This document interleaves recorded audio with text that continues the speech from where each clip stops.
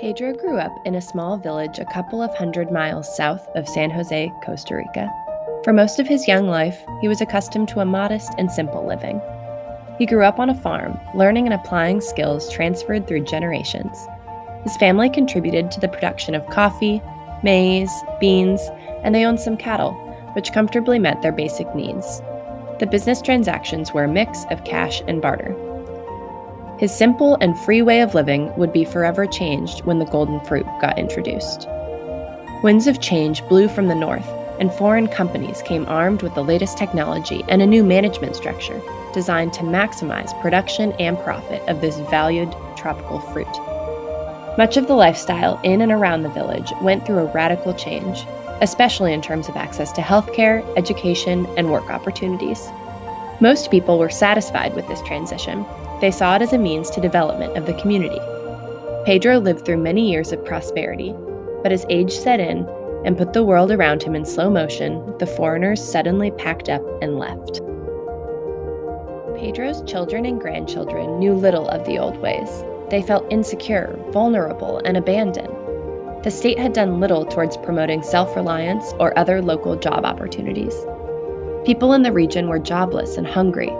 In sheer desperation, the state looked for a replacement, something to fill in the gaping hole that the Golden Fruit Company had left behind.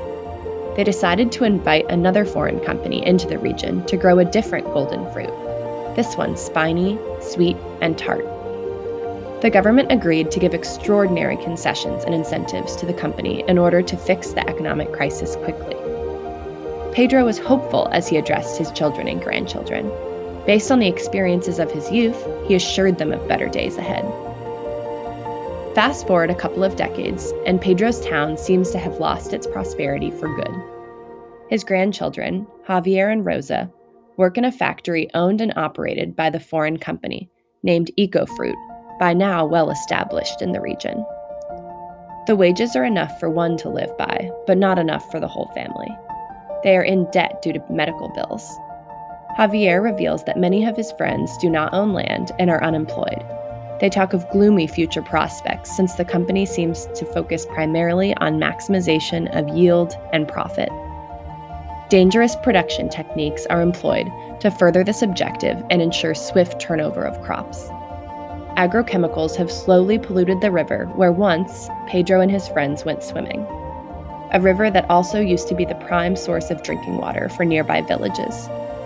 The water pollution has taken its toll not only on human life, but also on many local plant and animal species.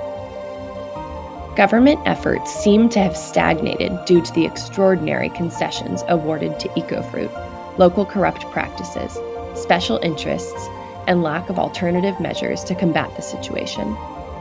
Javier owns a smartphone and likes to check social media.